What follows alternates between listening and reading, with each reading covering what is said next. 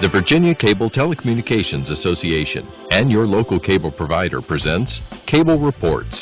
Join us now as Cable Reports brings you up to date on current issues facing the Commonwealth through discussions with your local legislators and other policymakers from across Virginia.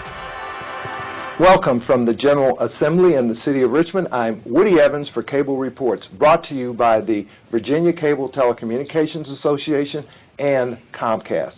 And a very warm welcome to our guest today, Delegate Luke Torian from Prince William County. Welcome, sir. Thank you. Tell us a little bit about what's going on in your district and whether your district was affected by the recent redistricting here in the General Assembly. Well, yes, my district was affected dramatically by the redistricting process. Originally, the 52nd District, which I represent, really covered the eastern part of Prince William County. And as a result of the growth in our county over the last 10 years, we picked up another House seat in Prince William County. So therefore, there was a dramatic shift in District 52. House seat number 2 really came to the eastern part of Prince William, along with portions of Stafford County. And District 52 was moved somewhat westward into Dale City, picked up more of Dale City, Woodbridge, and the Occoquan community. So I had a significant change in District 52. So has that changed at all the kinds of issues and concerns that you are hearing from your constituents? Actually, no. The issues are the same, whether you're in more of central Prince William County or eastern part of the county. The issues are the same: education, jobs, transportation. Those are the big three issues that we continually confront in Prince William County. Now, the Republicans have about a 2/3 majority in the House of Delegates now. Has that changed your committee assignments? No, it did not change my committee assignments.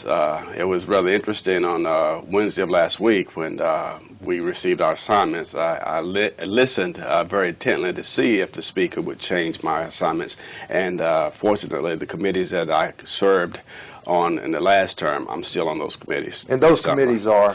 I serve on general laws, county, cities, and town, agriculture, Chesapeake, and natural resources. And what kinds of issues come before those committees, especially in terms of legislation that your constituents are interested in and legislation that you may be carrying?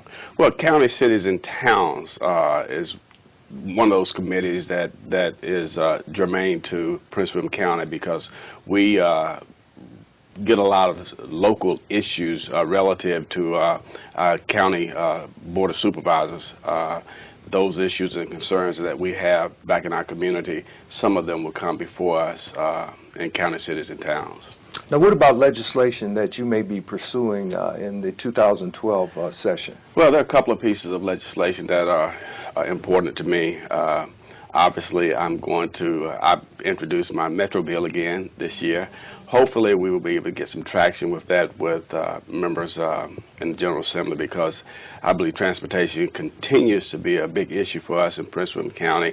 And this is a long-term objective of mine. We're not going to have Metro to come to Prince William County over the next several years, but we certainly need to be looking down the road and realize that it is vital for us to have rail at this level coming to Prince William County. So I've introduced my Metro bill again to bring Metro rail to Prince William County. Also, I've introduced House Bill 403, which addresses the Governor's Opportunity Fund. And that simply states that when the governor incentivizes businesses and corporations to come to the Commonwealth, new businesses, we want to stipulate that at least 30% of new hires are Virginia residents, because that is one of the ways in which we can attack the unemployment rate here in the Commonwealth. Now, you and I were talking earlier about the workload here at the General Assembly and how there are subcommittee hearings as early as 7 a.m. sometimes. Sure. Can you give us a day in the life here for Delegate Luke Torian? Yes, I can.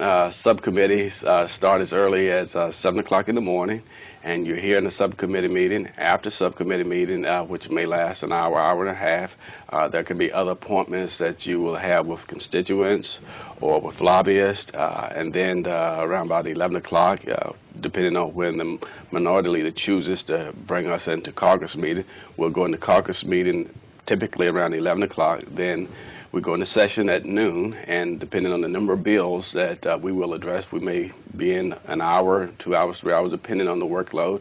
And then in the evenings, we can have afternoon committee meetings as well. I have an afternoon meeting that's subcommittee meeting that starts at 5 o'clock in the afternoon, and that can last maybe an hour. And then after that, we have meetings with lobbyists and even typically receptions, dinners, things of that nature. And our day will probably end about 8 or 9 o'clock in the evening. And then we're back at it at 7 or 8 o'clock in the morning. Now, I understand that those subcommittee meetings are critical. Can you explain to us why? The subcommittee meetings are critical in regards to how the process works. When a bill comes to a particular committee, for example, when a bill comes to county, cities, and towns, depending on the nature of the bill, it will go to a subcommittee. The subcommittee will vet that bill with the author of the bill to determine the validity of the bill. If that bill passes out of the subcommittee, then it goes to full committee. Full committee votes on that bill, and once the full committee has voted on that bill and passed that bill, then it goes to the House for vetting and for a vote. So it's critical for you to be there at subcommittee to present the issues that you're interested in terms of legislation? Absolutely. And the interesting thing, not only do we serve on subcommittees, but because we have legislation of our own, you have to juggle being present at your subcommittee and then, when called upon, being present to present your bill at the various subcommittees as well. So you can go into a subcommittee meeting and then have your bill at another subcommittee, and you're juggling, you're going to your meeting, then you have to leave and go and present your bill at another committee and then come back. So it's a juggling process. It really is. Now, you mentioned your Metro bill and transportation being a critical issue for your constituents and for the Commonwealth. How can we more effectively deal with the funding deficit that basically prohibits the maintenance of our roads now? We have to generate, and this starts with the governor's office, the executive branch. We need to generate more revenue and then have dedicated resources towards transportation. Maintenance, we need a dedicated source that goes directly towards maintenance and be committed to that, and then new projects as well. It's difficult. The transportation is a big issue throughout the Commonwealth, but particularly in Northern Virginia, Richmond, and the Tidewater area. Now, it's also critical in attracting new employers and maintaining the employers we have in the state, is it not? Oh, absolutely. Two things are critical to bringing business to the Commonwealth. Addressing the transportation issue and making sure that our educational system is the best in the nation as well, because families who move to the Commonwealth want to be able to educate their children. Now, let's talk about education, especially K through 12. I think that the governor has indicated in his state address that he wants to pump some $438 million in addition to current funding into K through 12. Obviously, something like that is necessary.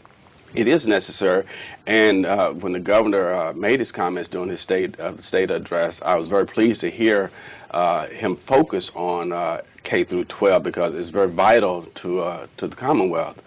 In Prince William County, we have the second largest educational system in the Commonwealth. We serve close to 90,000 students in Prince William County, and K through 12 is critical to our continuing growth in Prince William County. So I was very pleased to see that the governor is going to make a concerted effort to pump more money into our educational system. Now, what about pre-kindergarten? Is that also a critical issue in your district? It is, because I think starting early with our sons and daughters, with our children, pre-kindergarten is very important. And yes, it does impact what we do in developing a baseline, getting our kids started early. Yeah, because remedial education and putting young adults in prison is a lot more expensive and harmful to the Commonwealth, isn't it? It is indeed.